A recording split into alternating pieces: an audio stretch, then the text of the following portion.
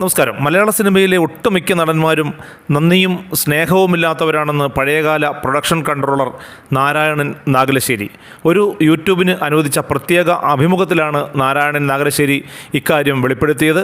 അതായത് പഴയ സ്നേഹവും കാണിച്ച് ചെല്ലുന്നവരോട്, അല്ലെങ്കിൽ പഴയകാല സൗഹൃദം ചെല്ലുന്നവരോട് ഒരിക്കലും സ്നേഹമോ അതുപോലെ തന്നെ കടപ്പാടോ ഈ നടന്മാരൊന്നും കാണിക്കാറില്ല എന്നും അതിന് ഏറ്റവും വലിയ ഉദാഹരണമാണ് നടൻ ജയറാം എന്നുമാണ് നാരായണൻ നാഗലശ്ശേരി പറയുന്നത്.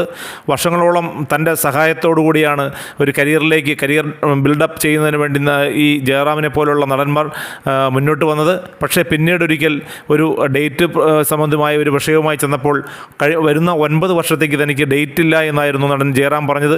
അപ്പോൾ അദ്ദേഹത്തിന് വലിയ തിരക്കൊന്നും ഉണ്ടായിരുന്നില്ല, എന്നിട്ടും ഇത്തരത്തിലുള്ള ഒരു ഒഴിവാക്കലാണ് തനിക്ക് നേരെ നടത്തിയത് എന്നും നാരായണൻ പറയുന്നു. അപ്പോൾ താൻ അദ്ദേഹത്തോട് പറഞ്ഞത്, അടുത്ത ദിവസത്തെ കാര്യം പോലും നമുക്ക് പറയാൻ കഴിയില്ലാത്ത അവസ്ഥയാണല്ലോ, പിന്നെ എങ്ങനെയാണ് താങ്കൾ 9 വർഷത്തെ കാര്യം വ്യക്തമാക്കി പറയുന്നത് എന്നാണ്.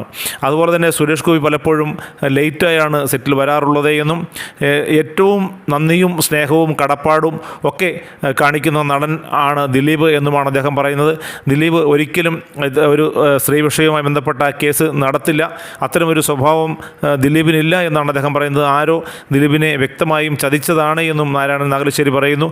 മലയാള സിനിമയിൽ ഏറ്റവും അധികം താൻ വിളിക്കുന്ന 2 ആളുകൾ, ഒന്ന് നടൻ സിദ്ദിഖും നടൻ ജഗദീഷുമാണ്. ജഗദീഷിന് ഇപ്പോഴും തന്നോട് വാത്സല്യവും സ്നേഹവും കടപ്പാടും ഒക്കെയുണ്ട്. അതുകൊണ്ട് തന്നെ താൻ അങ്ങോട്ട് വിളിച്ചില്ലെങ്കിലും തിരിച്ച് വല്ലപ്പോഴുമൊക്കെയെങ്കിലും ജഗദീഷ് തന്നെ വിളിക്കും എന്നും നാരായണൻ നാഗലശ്ശേരി പറയുന്നു.